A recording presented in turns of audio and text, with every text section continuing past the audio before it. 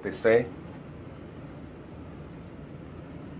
A spoonful of sugar. Oh, yeah. It helps the medicine go down.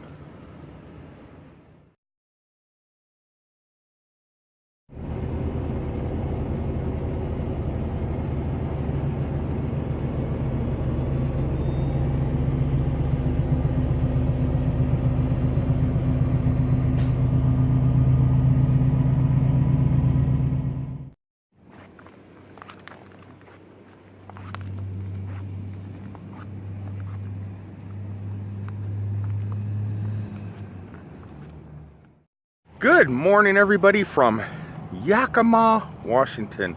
It's another daily vlog, a vlog that happens pretty much daily, whether I have something to record or not.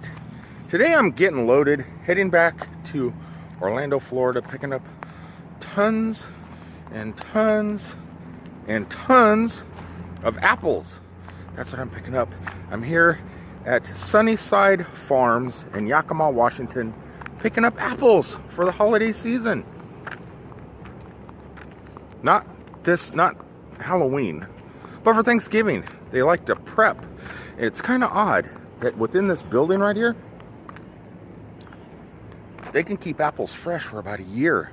They can pack the apples and they spray them with something that preserves them for up to a year. Yes, and you eat that if you don't wash your apples. When you purchase them, you eat that chemical. But I find it kind of odd. They can make produce last that long in a warehouse. They spray them down with some waxy stuff and some chemical that preserves them, and then they put them in the refrigerator and they get to stay there forever. Kind of like military MREs. So yeah, the apples will be fresh and crunchy when people get them for their Thanksgiving apple pies. So on Thanksgiving, I still prefer pumpkin pies. But yeah, so what I'm doing is I'm getting loaded within this warehouse. Pulling the product and staging it here really soon. And I could be back on my way to Florida, not for days off, but at least to get out of here.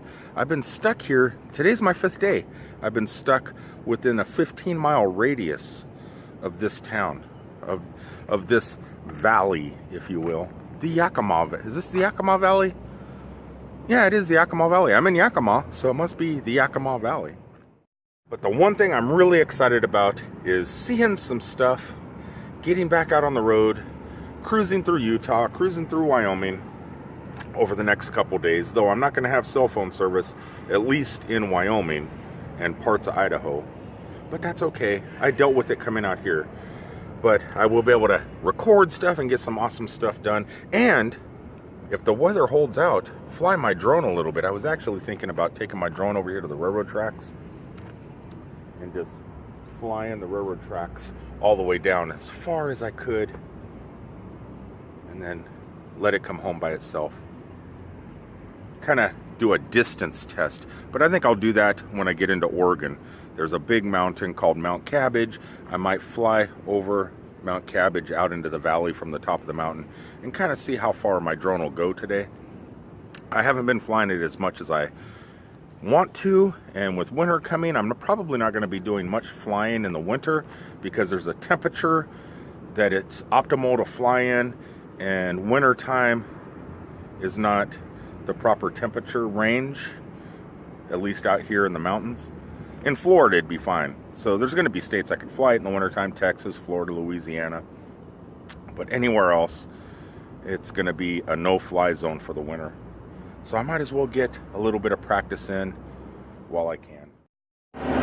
If these rail cars could talk. Wait a second. They kind of do. Trucking only. Are trains considered truckers? I do like driving by rail cars and checking out the artwork, the graffiti that adorns a lot of these rail cars. Sometimes it's pretty awesome artwork. And knowing that most of the time it's all done with a can of spray paint. How difficult would that be to do stuff like that with a can of spray paint? I know I couldn't do it. If I laid things down on a newspaper and try and spray paint it, I'm terrible at that. Well, I made it as far as Boise, Idaho. That's where I am right now. Boise, Idaho, at the Boise stage stop. An old stage stop. I don't know if it was actually a stage stop, that's just what they call it now. But if you have watched my videos in the past, and if you have seen the one where I went to the ghost town that was created for children and school field trips and stuff, that is actually just right over there in these trees. But what I wanted to show you guys real fast before I go in and eat was they have a pet area, a place for your pets to get out and play. Well, as I'm walking over to the pet area, check out that Boise, Idaho sunset. That is pretty awesome. Well, here we are at the pet area. This is where truck drivers let their pets go out and do a little bit of walking. Hello, horsey. I never said this was a doggy rest area. I didn't say. I'm freaking everybody out, guys. I said it was a pet area. Well, I'm going to pet a horsey.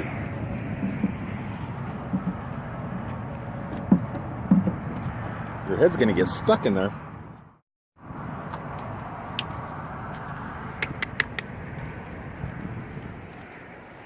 They are doing what I'm about to start doing here in about 5 minutes.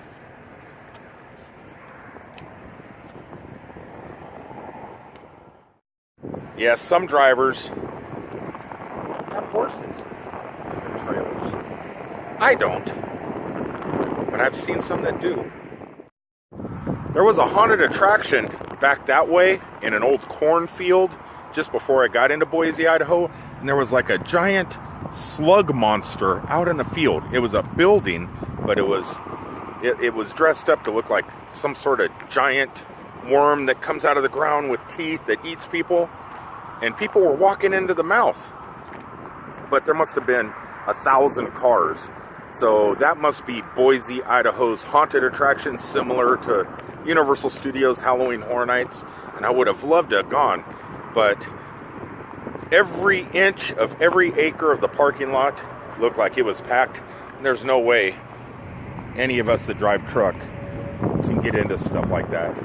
We have to get parked fairly early, and then we'd probably be stuck there until closing because there'd be no way to get out of there because we'd be surrounded by cars. So I just decided to continue going. Pretty much just drove a lot today. Not much stopping, but I do have plans. There's a giant gorge just down the road that's about 200 feet straight down, but it's only like 5 feet wide. It's like a chasm, I think they call it. I don't know, but it's all lava rock. It's like the lava rock split 200 feet down for quite a ways, for at least a mile or two. And they have a little bridge that crosses it. So I'm actually going to try and do that tomorrow. But right now, I'm going to go inside the Boise stage stop and grab me some breakfast.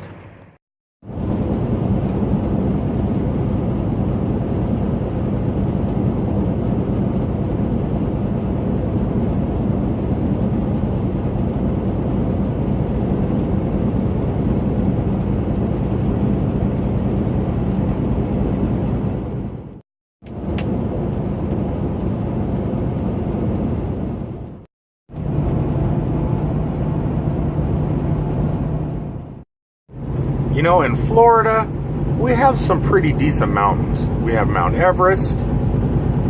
Well, at least our version of Everest. We have Space Mountain. So we do have a couple mountains, but nothing quite like these.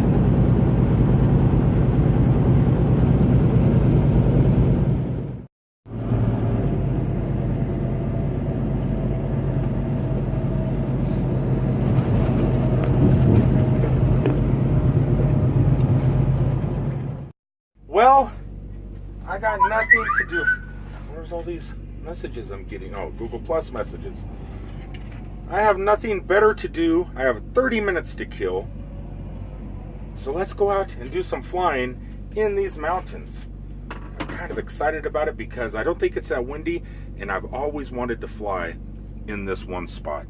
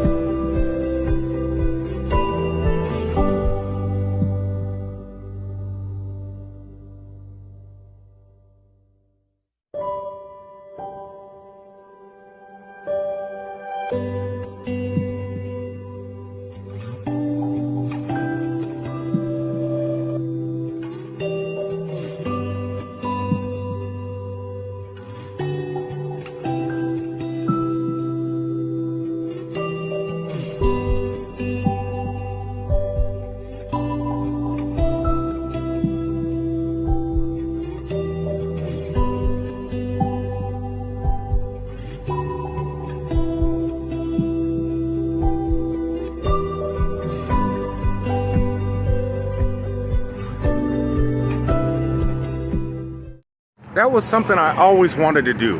I always wanted to fly up Devil's Slide. So that was pretty awesome. It's not windy, it's a beautiful day, and I was able to take it up over the mountain here, way up, nice and high. I think I went up about 340 feet and just kind of looked around. That was pretty amazing, pretty awesome. Something I thought I would never be able to do before the snow falls.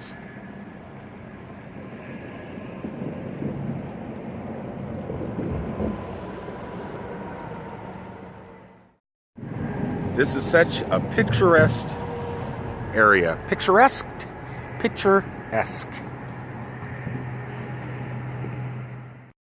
All right, everybody, I'm going to go ahead and end today's daily vlog from right here in Utah, from the Devil's Slide area before the snow hits. I have a feeling I will be back again. Oh, I will be back again.